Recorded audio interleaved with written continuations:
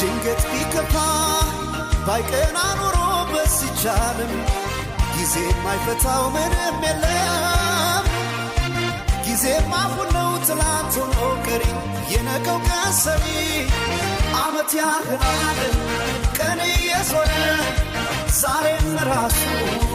ነገ ነበር የጊዜ ሚዛን አይላወስም ዛሬ ሌለ ለነገ አይደርስም ሳዝናሉን ሳላቅ ማደሬ የኔ ነው በቃ አልሰጥም ዛሬ